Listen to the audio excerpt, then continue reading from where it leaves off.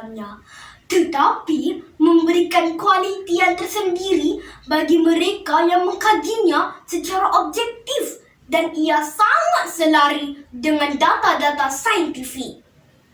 Ayat itu ialah kata-kata dari Profesor Dr. Maurice Bucaille, seorang pakar bedah Perancis yang memeluk Islam pada tahun 1980-an. Setelah mengkaji bahawa garam yang ditemui dalam jasad Firaun dari Mesir membuktikan kebenaran ayat Al-Quran mengenai lemasnya Firaun di laut ketika mengejar Nabi Musa. Assalamualaikum warahmatullahi wabarakatuh dan salam sejahtera. Nama saya ialah Alwia Safwa binti Baharuddin. Saya berumur 10 tahun dari Sekolah Kebangsaan Syirah Jaya, Selangor. Penerokaan STEM melalui mukjizat Al-Quran. STEM ialah singkatan bagi Sains, Teknologi, Engineering, iaitu kejuruteraan dan matematik. Al-Quran pula ialah kitab suci yang diturunkan oleh Allah Subhanahu wa taala kepada Nabi Muhammad sallallahu alaihi wasallam untuk menjadi panduan hidup bagi seluruh manusia. Banyak fakta-fakta sains yang telah ditemukan dalam Al-Quran dan ia selari dengan sains.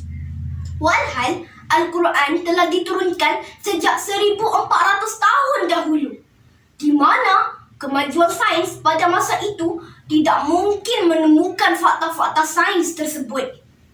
Ini jelas menunjukkan bahawa Al-Quran ialah dari Allah Subhanahu wa taala, pencipta kita semua. Penerokaan STEM telah mengukuhkan lagi mukjizat-mukjizat dalam Al-Quran. Dengan mengkaji Al-Quran, kita akan lebih memahami STEM dan menemukan pelbagai penemuan-penemuan baharu dalam sains, seperti yang dilakukan oleh saintis-saintis Islam dalam zaman kegemilangan Islam di Sepanyol dahulu. Mukjizat-mukjizat di dalam Al-Quran tidak bercanggah sama sekali dengan fakta-fakta STEM. Antara mukjizat Al-Quran yang dibuktikan hasil penerokaan STEM ialah bentuk lohong hitam.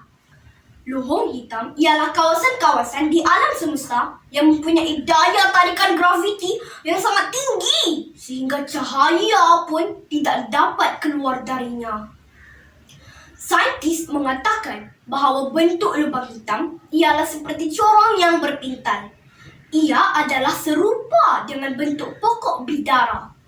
Di dalam Al-Quran surah An-Najm ayat 14, Allah berfirman, A'udzu billahi minas syaitanir rajim.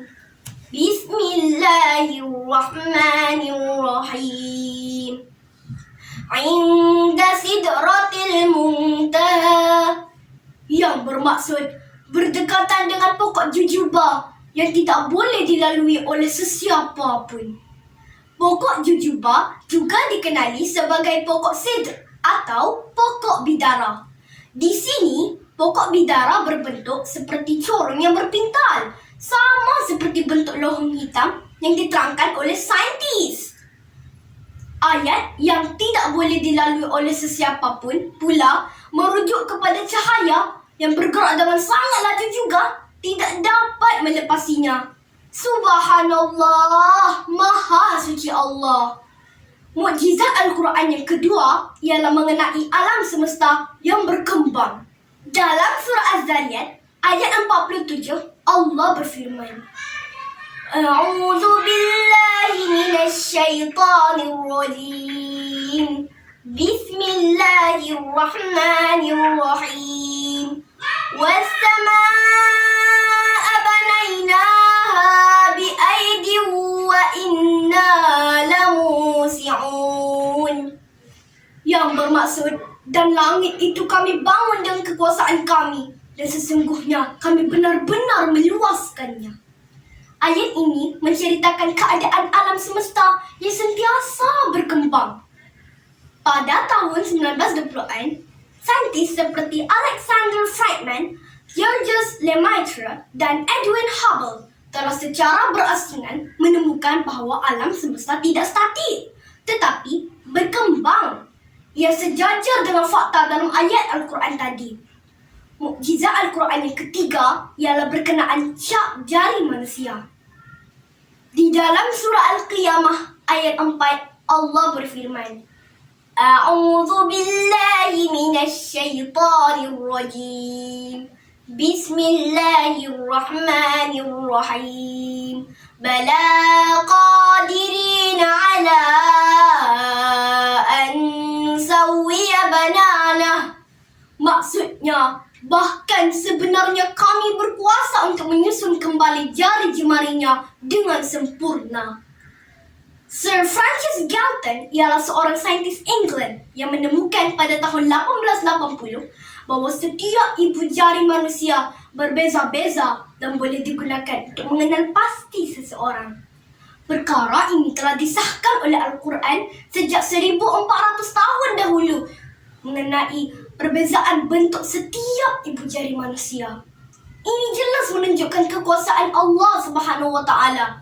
Sebenarnya, terdapat banyak lagi mukjizat dan ilmu di dalam Al-Quran.